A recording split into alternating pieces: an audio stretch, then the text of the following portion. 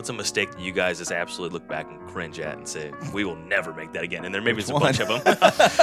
This hasn't been easy. Yeah. It's made us all old really quick. Yeah, I mean, I'm gray. Yeah. Well, my first expensive mistake would have been the mini Versa straps. There wasn't supposed to be a mini Versa strap. Yours truly had a attack, and I read the tape measure wrong because I had been making these things, and I'm like, okay, this is the magic number for our spacing on that. And it's one of those things, I looked at it 1,000 times wrong. You know, I'm like, oh yeah, here, Ernie, this is what it is. Get it to the manufacturer. Okay, cool, thanks. A few months later, they show up to Ernie, and he's like, thousands and thousands and thousands of feet of this stuff. And he's like, hey, Carl. I'm like, whoops. So, but there again, at that point, so there were a lot of different climbing sticks out there that ran off of a button. The mini Versa worked really, really well on a lot of that stuff. So for a while we sold the mini Versas and the regular Versa straps, and Greg, he fixed me. He came up with this cool little thing on there. If you were running this type of stick or this size button or whatever, use these. If it's anything less, use these. You know. Lights, camera, follow the trail. ready to shoot. If you know where a deer's bedding and you know where he's eating, that deer should be dead. Camera! If you're passive on a deer, what you're doing is you're teaching them. I've got 30 bucks in the Michigan record book. Everyone but one has had at least one previous wound on his body. Some had as many as 4. Trail Cam Radio from the guys at Exodus.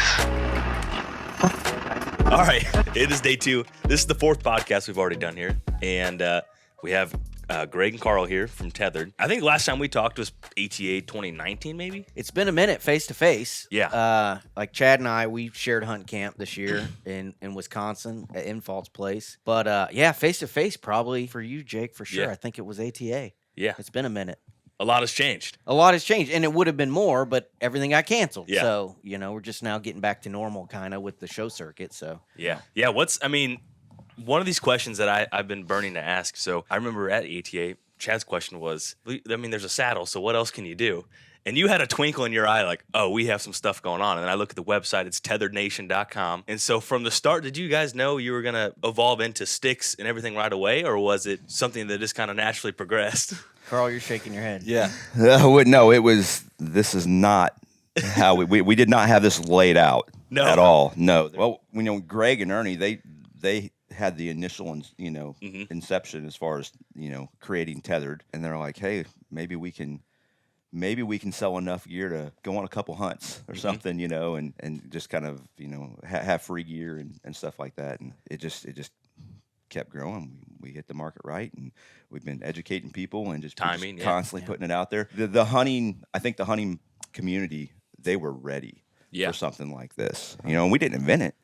But I like to tell people we brought it kicking and screaming into the modern age with new techniques, new materials, new styles, and the rest is kind of history. Yeah, that's kind of what I had written down, is you guys reinvented it or, re-emerged it. But now the marketplace is ready. It's easier to communicate. Correct. And you guys understood that and really took it by storm. And now, you guys reinvented it or brought it back. And now all these other competitors have popped up very quickly. I think the biggest speaking point to the Tethered brand is you've created the marketplace for what saddle hunting is in the last 4 or 5 years. Top of mind. 100%. I think you guys have created that demand. You've created that marketplace, which speaks volumes to what you're doing, how you're branding, your education approach. We're very similar in the branding aspect of that point, but also it's like you have to sit back sometimes and think, well, all these other people are popping up because of our success, and they're kind of riding your coattails. We have conversations like that internally, and it's what's the saying, Jake? Flattery is... imitation is the finest form of flattery. Yeah. There you go. Do you guys have that same feeling? Well, we get frustrated from our brand perspective. It's like we're doing this piece of content, and then we see another brand like literally steal something that we do, like word for word. Like if you want to put it in your own words, redigest it, put it out, like that's great. That's another education point. But when someone kind of copy paste, it's like, golly, it's frustrating. I'm not gonna lie. We talk about it. It is frustrating to see it happen, but in the end, it's good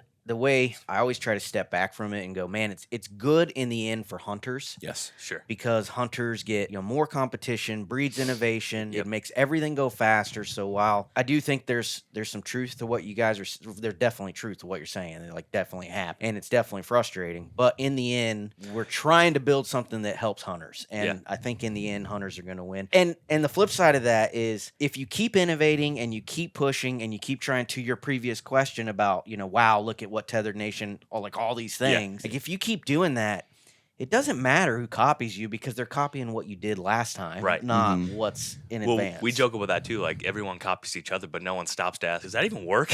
Right. Right. So everyone's just there's been some less than stellar attempts at a few things that we've done, but no, Greg's right. I mean that competition breeds innovation. Yeah. I mean I thrive off of that. And I just keep my foot on the gas. Yeah. And I'm like, okay, keep doing your thing, but they have no idea what's coming I down can the see pipe. the competitive glimmer in me too. Carl's eye. Like, all right, That's very sincere. It's a thing. It's a thing, yeah. But you also have to be careful and step back and think about how lucky Don't get you emotion. are, Yeah. and how fortunate we are. Keep the that emotion out of it. Yeah. I mean, there was a lot of people that could maybe have done what we did. I mean, we had a really good team with a lot of talented Executed it people. really well, yeah. And we executed. So we did a lot of things right. I mean, we weren't special. This wasn't a new idea. Like there was a lot of luck involved. A lot of luck, a lot of timing. We had the right people, right place. I mean, but that's how great things happen, right? A lot of luck, and we obviously don't overlook that. And we don't really think that we're the cat's pajamas. It's just we were right place, right time. We got lucky and had the right idea and the right people, and it worked out. Yeah. So now we just got to keep pushing. Yeah, sure. Yeah, and there's not a day that I wake up where I take this for granted. No, not even a little bit. Well, I mean, you were still in the military. Yeah. When it launched, and now, I mean, I was a commander at Fort Stewart, Georgia, in 3rd Infantry Division. I was a company commander, which for the non-military folks, I had like 120 soldiers and $100-something million in government equipment I was responsible for. Like the stress was, a 10. And I was like, well, let's start a company. Let's take it to 15. That was we all had full-time jobs. Yeah, Carl was a What'd you do detective. previously? I was a full-time detective. Oh, really? Yeah. Yeah, I was. Yeah, so we got the military and the Leo crowd. Yeah. We got it on lock. Yeah, that's what happened. And that seems to be a progression of a lot of successful businesses that have really got in the limelight lately. Like look at Jocko, look at all these different people that are using, like even some of the books I've been reading where it's the same formula where they tell a story of their, like a detective or an investigator or something like that, and they relay it to everyday people. And like you guys have to operate at such a high level in comparison to what selling saddles. You could say it's same level of seriousness maybe for your passion, but quite frankly, it's not. No, it's not. And a lot of that transfers, like the training that you receive as a military officer, a lot of that planning and strategy and workflow, I mean, that 100% translates to building a successful business. And it does. It does. What do you have to say, Carl? A lot of people can't do it. I was in the military too. Okay. He was in the Navy. Does that even count? I was a CB. That's its own thing, dude. Dude, you were on ships with a bunch of dudes in tight quarters. You were a... Come on, man. Don't let him lie. He's a commissioned officer. He goes like this. Yeah. The Which NCOs, translates very well we're to the running ones a that make company. the wheel turn. That's hilarious. Yeah. So there's is this a yin and yang situation? Because you guys have been. I love this guy. Nah, He's yeah. like my favorite guy on the planet. Outside of my family, Carl's my. Well, how'd you favorite guys guy meet, on the planet. or how'd you guys? We met online in a men's forum. Kind of. The truth comes out. Kind of it was. Saddlehunter.com. Yep. Yeah. That's where actually Is the that where you whole met Ernie Tethered too? crew. Yeah. Yeah. And this is going back to the timing that Greg was talking about. This was like 20. 18. No, way earlier than that. 2014, I think, is when Saddlehunter.com launched. Oh, no. Yeah, but you you weren't own that, involved. right? No, I wasn't involved. You weren't involved. Who then. owns Saddlehunter.com? A fellow by the name of Scott Hamilton. Okay. He started it, and then I was one of the first members, and there for a while, like me and Scott were basically kind of. I never owned the forum. I never had anything to do with it. I helped him build some stuff regarding the forum and helped it grow, but I never owned any part of it. But I was super involved in the forum, like super involved. That was my thing. That's how I met Ernie. That's how I met Carl, Jared, Sean, our whole like founding Taylor, fathers that's crew. cool. Everybody Taylor was and on there. Garrett. Like we have a group called the Founding Fathers, and like literally that's where we all met. Was on an online forum. Not in a weird way. Yeah. Not in a weird way. That's really cool. So, and I think that's one other question. So you had another YouTube channel, G2 Outdoors. Yeah. When you're developing this, do you like, well, I already have this not marketing machine, but I already have this platform to help leverage off of a fresh launch? Because a lot of these companies are starting at zero. Yeah. That's not zero. You can't underestimate the value that G2 Outdoors channel had in launching this. Especially from the educational perspective. It was major. I mean, huge. It was major. Yeah, and I don't really do the G2 Outdoor stuff anymore, and I miss it. I love doing that kind of stuff, but it doesn't always work with what we're trying to do. But G2 Outdoors is a pretty cool thing, and I think it helped saddle hunting quite a bit in general, not just tethered, but saddle hunting. I think it was probably, man, it's hard to say, but I think saddlehunter.com, the forum, and then a couple of guys on YouTube like Garrett Prawl, DIY Sportsman, who you guys know and love. He was doing saddle hunting content, and I was doing saddle hunting content on YouTube. That was kind of it, back, we're talking like 2015, 16 days before it all kind of took off. I remember when I got introduced to a tree saddle from Denny Sharon, guy up near us. And he's like, oh, these things are awesome. Like, you do this, you do that. And we're downstairs in his basement playing with them. And then I find myself on eBay trying to chase an old neoprene trophy line. And I tried to force myself to use it. Absolutely hated the thing. And then gave up on it. And I think a year or two later is when we ran into you guys through, I think John Eberhardt introduced us. It was either John or Clint Campbell. I can't might have remember been who came probably first. Clint. Yeah, I'm not sure. John or Clint, but yeah, regardless. And that was my story too, trophy line. I found saddle hunting in 2010. The Army moved me to Fort Carson, Colorado. I was stationed out there, and I tried to hunt. I grew up in Northwest Florida. We hunted food plots and pine plantations. Like, that's what we did. You hunted feeders and ladder stands. That's what you did. And so I kind of took that out to Colorado. I tried to, and it did not work. Did not work. And I found Eberhardt's books, Hunting Pressured Whitetails, Precision Bow Hunting, and he talks a lot about the saddle. So I found an old trophy line. I bought it, used it. I was like, wow, this is way better than carrying lock-on stands.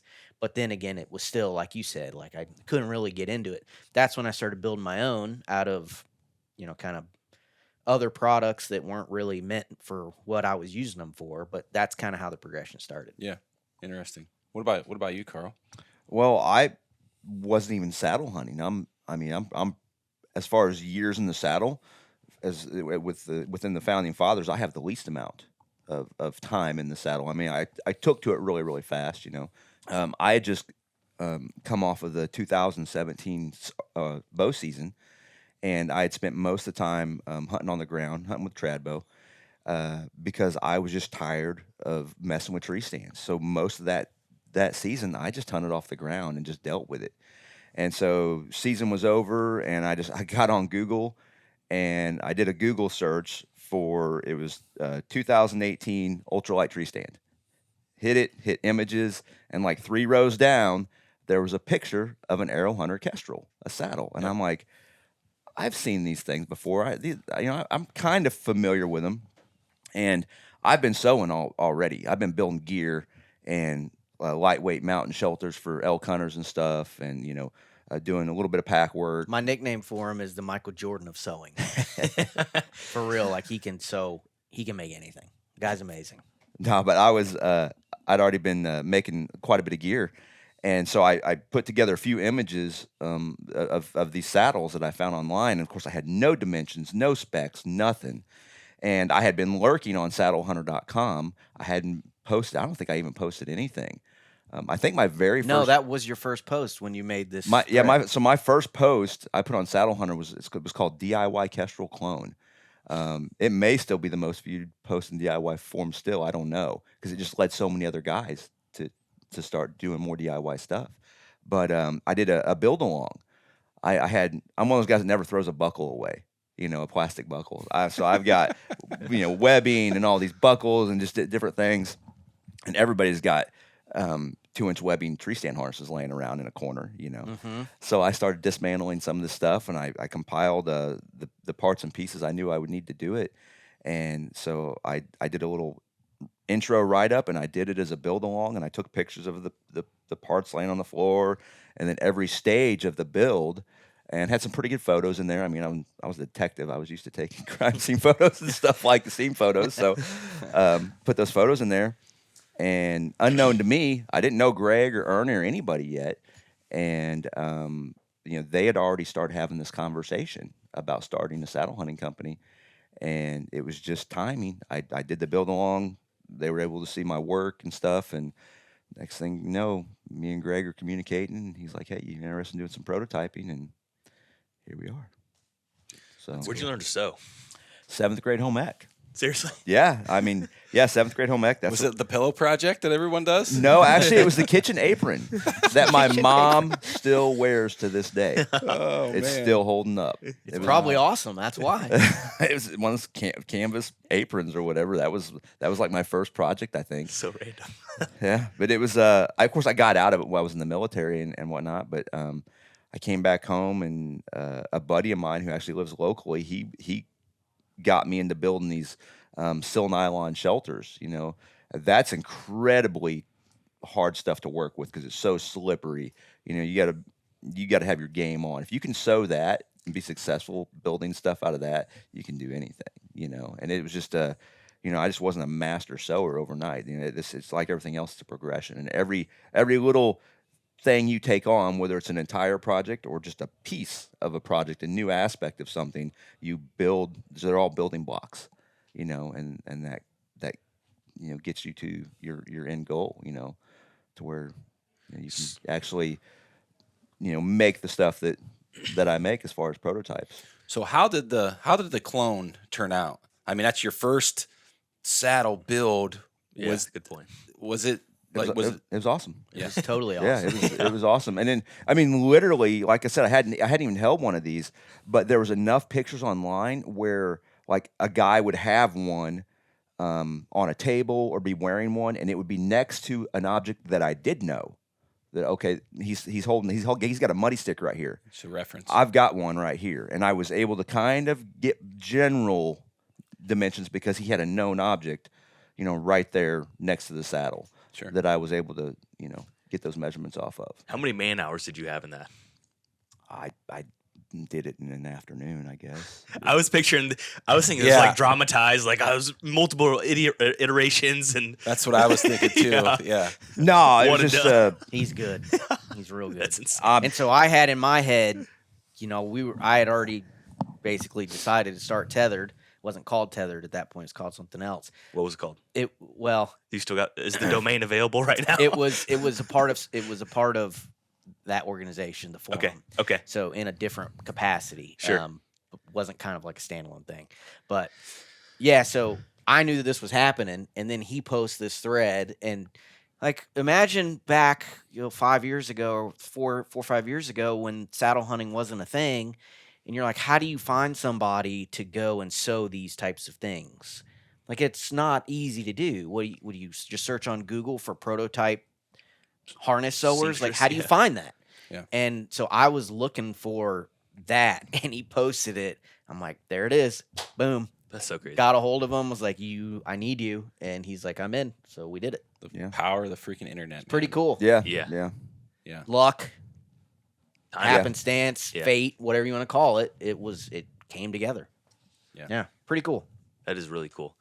And so from that point, what does that progression look like?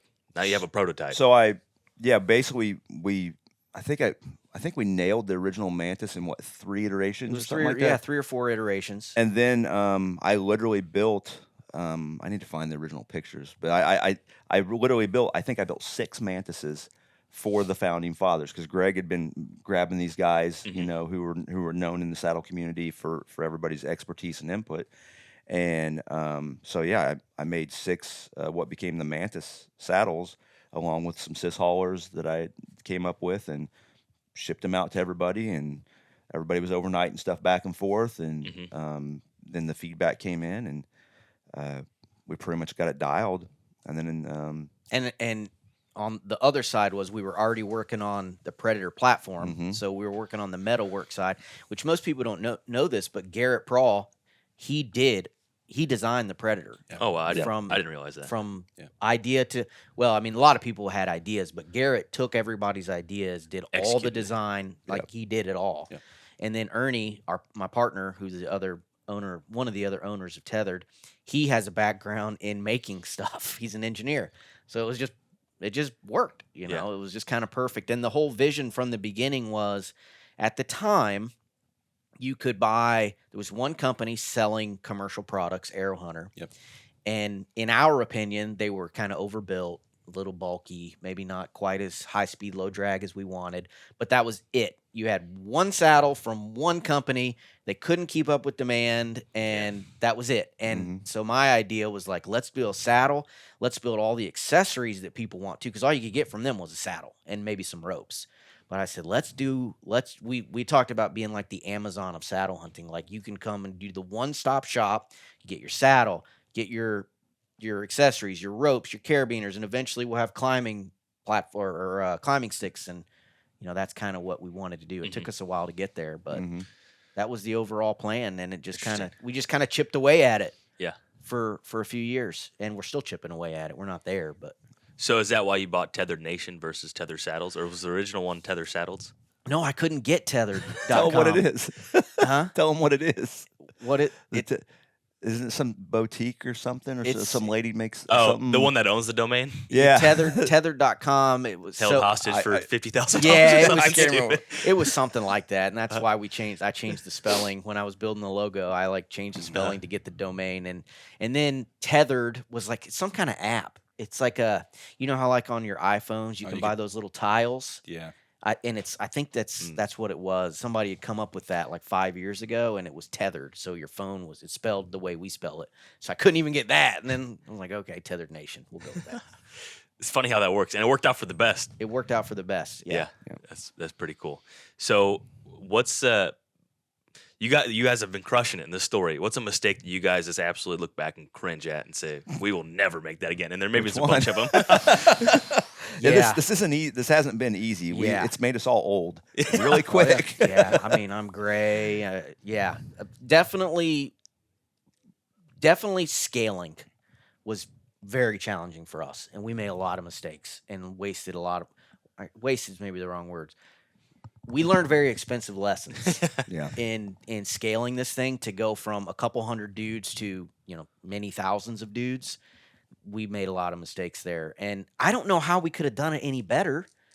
I mean, it's not like we were stupid. It was just, you don't know what you don't know. Yeah. I mean, maybe we could have gone out and hired some consultant and paid him $100,000 to teach us how to do these things, but it's still not the same when you make the mistakes. That's you right. learn, you won't make it again, and say, okay, this is where we screwed up. Right. And I know you guys go through it too. I mean, with the tech business that you're in and all the high speed stuff you guys are doing, I'm sure you've learned some expensive lessons too. And it's 100%. Just, you know what? And some of the mistakes turn into what we call happy accidents. That's true. You know, I mean, it may have been a mistake initially, but it actually we were able to turn it around and into something positive, or even a new product. You know, sometimes that's how it works. I mean, you know, What's an example of that?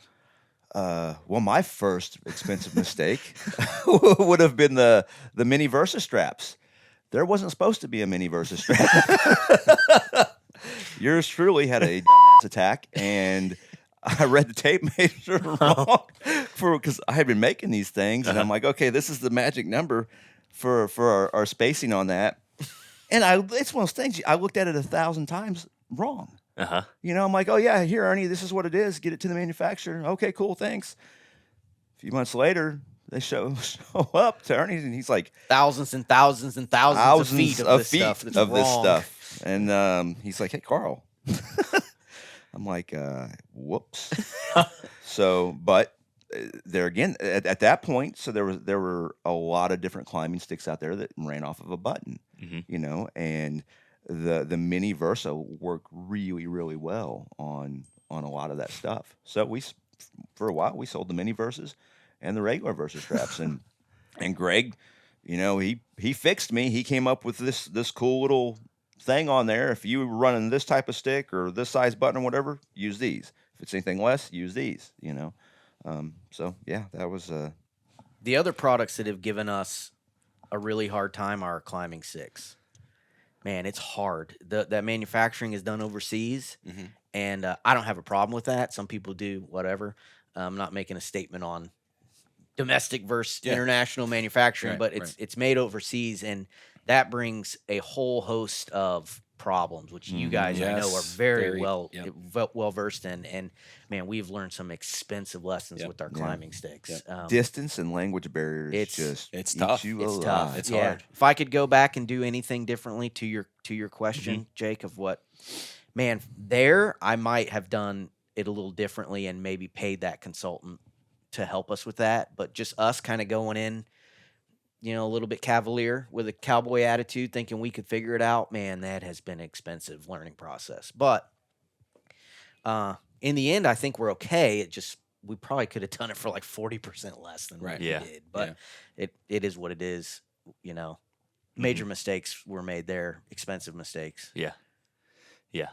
Okay, go ahead. We're going to we're airing all our dirty laundry here. It's the way it goes. I mean, it's not all horseshoes and rainbows, right? Yeah. Well, people just don't. I mean, there's a lot of hands have to touch something for it to get to their mailbox to go to the tree stand. Yeah. It's funny, because the public in general, they just don't have any idea, and you know what you know, and it's not anybody's fault. It's not anybody's fault. You've never dealt with international commerce across oceans. There's of course you don't to it, man. Of course you don't know how it works. I mean, or product development. Going from it's like we introduced our new carbon fiber platform at ATA, and I got guys all day yesterday. Is this here? Can I buy it? I'm like, not quite. It's a process, and there's so many steps to these processes, and we always try to put out the best stuff that we possibly can, but we're fallible. I mean, we're gonna have little hiccups and make mistakes along the way. But I think one thing we definitely pride ourselves in is that if somebody's got a problem with something, we handle it. We take care of them 100%. Yeah, I think that's the biggest thing. Like, it doesn't matter if you're buying a BMW, a tethered saddle, an Exodus, trail camera. There's products. No product is flawless. Like, they're gonna have its pros. It's gonna have its cons. Sometimes they fail, and at the end of the day, as a company in this small of an industry, like, you got to take care of your customers, and that's like, that's really the bottom line. That's why you guys' warranty is so awesome. I mean, you guys are like the only ones doing cool stuff with that. I got a quick funny story. You talk about mistakes, like dealing with international commerce and the freight stuff. And I don't know if we've even ever talked about this, but the very first production run that we ran back in 2015, we're super excited. We've been playing with prototypes, and we had all the stuff that went into this.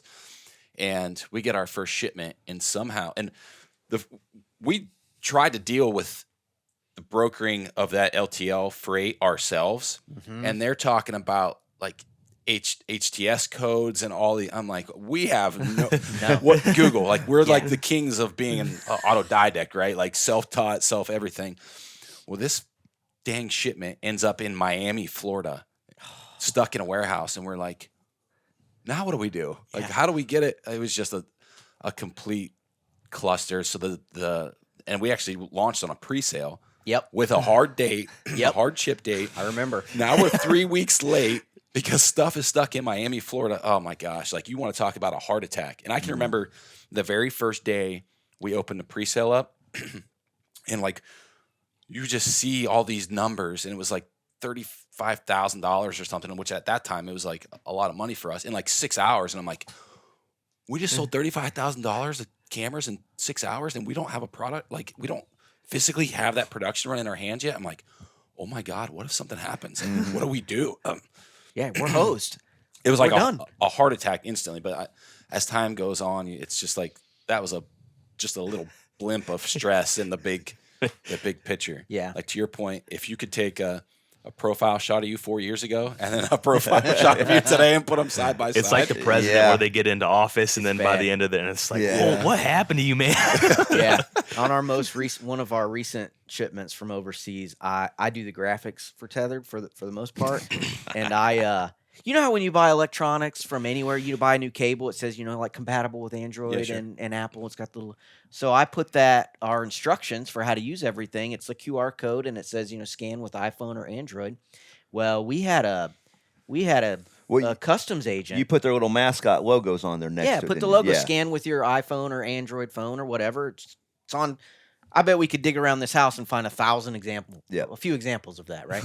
Anyway, so some customs agent gets froggy. She pegged our whole, like, 2 containers full of stuff because it had those logos on there. And she was like, we're sending this back overseas, like, in 10 days if you can't get us authorization from Apple to use their stuff. I'm like, what are you talking about? Like, there's 1,000 products that have this on. This is normal. She's like, no, we don't see any authorization from Apple. And at the time, what we come to find out, my brother-in-law works for Apple. He's an engineer for Apple. So I called him. But anyway, what we found out was that Apple had been dealing with like a ton of fakes at that particular time. And so I guess they had asked customs to, like, crack down on it. And so we had to try to contact Apple and get their lawyers. The biggest company in the world. Yes. And say, hey. First of all, talk to a human. We're sorry. And then find the right Go one. try to find a number to their legal department. I'll wait. You know, it's not easy. Luckily, I had my brother-in-law works for them, so he helped a lot. But yeah, so long story short, it took us like 4 days, but we finally got the letter from Apple saying, basically, go and send no more. They said, you know, don't use the logo without prior consent. Sure. But we're not going to, like, charge you any money or anything like that. So that's cool. I mean, it was lucky, pretty evident to them. I mean, it's climbing sticks. It was like webbing accessory. stuff, You're like, right, yeah. Okay, this is not really Textile iPhone goods. related. Yeah. When a human being saw it, they were like, oh yeah, this is obvious. Like it wasn't a problem. But how do you plan for that? Yeah, you can. Yeah, I mean, it's just stuff. So your brother-in-law got you in contact with the legal department pretty quickly? Yep. He put me in contact with the legal team, and it just, you know, we ended up having to talk to a bunch of people. Email chain of 50 to get people. to the right people. I mean, Apple's a giant company, so trying to find the right person was a little stressful. And we had this timeline because they were customs; they were just being dicks. Yeah. Like they're like, "We're sending it back." You can't. Like we can't do that. So quick story on the custom stuff. The same type of situation happened to us because we were trying to import something that was going to, I think it was going to Canada. Oh, yeah. Remember the Amazon shipment? We were trying, you know, we had just started the Amazon segment of the business, and we wanted to expand that to Amazon CA. And there was some kind of paperwork flaw there that were our stuff. We had 10 days to get it out of customs. Yeah. And finally we said, okay, just ship it to a warehouse and just leave it there. I think it was something with a HTS code or something was wrong on the excise tax, and it was like a 400% tax or something because of a glitch of paperwork. And we're like, cost of goods. We're selling this thing for $60. Like the tax on it's $80. Like this is dumb. Like this is dumb. This is a problem. Yeah, it's tough. Yeah, it's tough. So we talk about this. I don't know if you want to dive into this. The mobile hunting scene is probably the most drama-induced. Oh my goodness. Drama, this conniving category ever, and I'm so glad we're not in it. What's that like? Oh, dude, it is stressful. So I basically do not do social media anymore. Yeah. And we were a company that was born and bred through social media.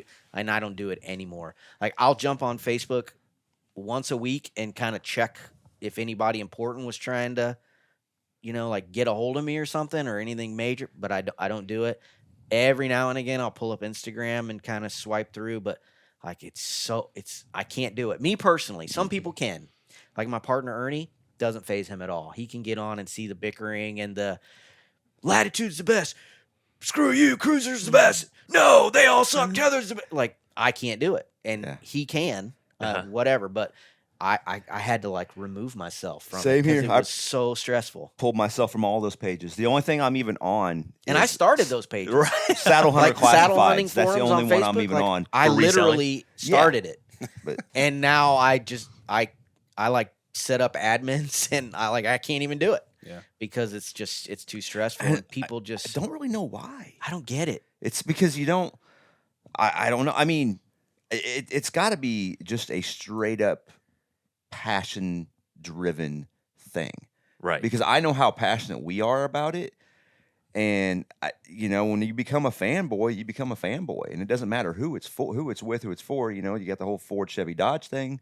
Well, it's Ram now, I guess, but it's. It's the same thing, but it's a new generation of those guys, and for whatever reason, saddle hunting is now the where this is all going to happen. And you're seeing it with like tree stands and stuff too. It's not just saddles. It's like to your point, it's like mobile hunting in general. It's that whole category. It's bad. Yeah. And the thing that frustrates me more than even the brand stuff, I can somewhat deal with that. It's the people that think that they know what they're talking about and get on and talk like you should listen to them. It's like, well, this is, and you're like, dude, you don't even know what you're talking. And then people listen to them and like, yeah, you're right. That's probably the biggest thing that turned me off of them. Yeah. Was not so much the bickering between people who knew what they were talking about, but you would get the quote unquote unboxers, right? Like, dude buys his entire kit from X brand, doesn't matter what it is, whether it's a stand, saddle, whatever, and is telling everybody how great this is and exactly how to use it. And buddy, you haven't even hit season yet. Yeah. You know, it's funny. I have a problem with that, you know, because it's one thing if you know what you're talking about and you're putting good stuff out there to people. But if you're just wanting to see yourself on YouTube or on a post and sit there and see how many likes it can get, you know, just willy-nilly, nah, that's not cool, because you're creating this Jacob's ladder effect. You're going to have this other new guy who's looking to get into the game, and he's going to see you on there and just take what you're saying as, oh, he's got it right there. This is gospel.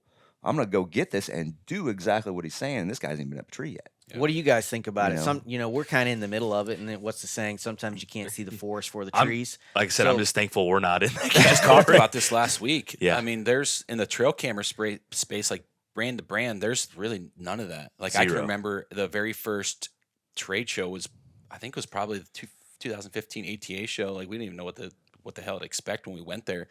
And prior to that, like 2 weeks before, Moultrie had bought some cameras, and then they were one of the only brands that came over and introduced themselves. Like, you know, I can't even remember a product designer. And I think a marketing person came over, introduced themselves, and just like chit chat, 5 minutes. You know, good luck. You know, we bought a couple of your cameras, just paying attention to what you guys are doing, which I thought was, I mean, they were very respectful. I thought, which was pretty cool, because no one else gave us the. Still to this day, I feel pretty limited, almost we're zero kinda dialogue. like the black child of, or whatever, just redheaded Black step sheep. child. Yeah, Black sheep. That's what I was trying You to mixed say. up two of them. Yeah, I do that a lot. But to your point about like the bad information stuff, it's rampant in the trail camera space, and a lot of it comes from like the pro staff thing, which I personally have a big distaste. And I think you guys have done a good job with the team that you've built about educating people. We take the same approach through branded content, but we try to do it internally, because you start talking about the technicalities and specifics about trail cameras, and it's not really sexy, right? Because people just want to hang the damn things and get pictures. Yeah. Right. Yeah. It's not like a physical product that They you can have touch and interaction feel, with, and like a saddle or a climbing stick But, or something. I mean, like in our arena, because of this bad information, somebody could get hurt. Well, exactly. You know, it's just. I mean, I guess a trail camera could fall on your head, you know, or something. I don't know, but It's not life and death, quite frankly. It could be. It could very well be. And you know, I'm like most people know, I'm a single stick climber, you know, and I use a lot of gear that is out of spec, or not quite the intended use. And anytime that somebody wants to video it or discuss it, you know, we do the full disclosure. I'm an idiot. Don't be like me. Don't do this. You know. Yeah. But this is what I do, you know. Yeah. You know, because it's, you know, that particular method is not for everybody. But if you're going to try it, you need to know what's involved. But yeah, it's we're dealing with getting up off the ground. I mean, that's what we do, and that's one of my pet peeves, I guess. I can see that. And Yeah, I think another thing too, when you ask what kind of camera, I mean, that's the question I asked about 10,000 times at the show. What kind of cameras you run? Oh, I got a mixed bag. There's not too many people. We have some of those customers that are like, I only run X brand. And I think that's probably why it's not as segregated in terms of you have a saddle. Most people don't have 4 saddles. right, You have a mobile setup. This is it. You bought into it. You believe in it. Where, unfortunately, cameras is not quite like that. And I think a lot of that too is where a lot of these arguments do stem from, is that Billy Bob spent $600-700 on his mobile setup here, and he wants it to be the best that it can be, and it's going to be the best for him. And then whenever Bobby over here buys this other one. Well, he wants it to be the best, and so that's where the clash starts, because everybody wants to feel good about their purchase, and because it's an investment, everyone wants to feel good about it, and they put all that out there, mine's the best, no, mine's the best, and it may very well be for you. And part of it is just, this is a global fundamental problem with social media communication. It's not just saddles. I mean, it happens in everything. It happens in politics, and vaccinations, Everything, and education. Like, it's everything. So it does seem like in the outdoor community that maybe this mobile stuff is a little bit more intense. But I do think it does boil down to it's a social media problem, and in that people just spew things, or they just type, because there's no consequence, and there's no consequences. And I think that's a larger problem with society and in the way that we're now communicating. But it doesn't change the fact that it is frustrating. And for me, for my mental health, I just had to sign out. Everybody's a keyboard commando, but then whenever they when the two commandos meet face to face on the street, hey, how you doing? Well, that's the thing, is you never have a bad conversation in real life. No, do you? No. And I'm not. We're not going down in that most rabbit hole cases, right from now. what I've seen, your most intense competitor will walk right up to you at a show. Hey, how's it going? How you been? And then they're sharpening the knife in the back alley. So it happens. I wish it's those business. alley encounters would just happen a little more frequent. Yeah, we'll just leave it like that. Yeah. So we should probably move on. Yeah. It's almost getting a showtime here. But one social media question I have for you guys: when 10 years down the road, 15 years down the road, is your goal to look back and, I call them legacy brands of the outdoor industry? Do you plan on having Tethered be a legacy brand where people just always automatically think like saddle hunting, Tethered? Dude, I think it could be. I really do. We didn't start it with that intention.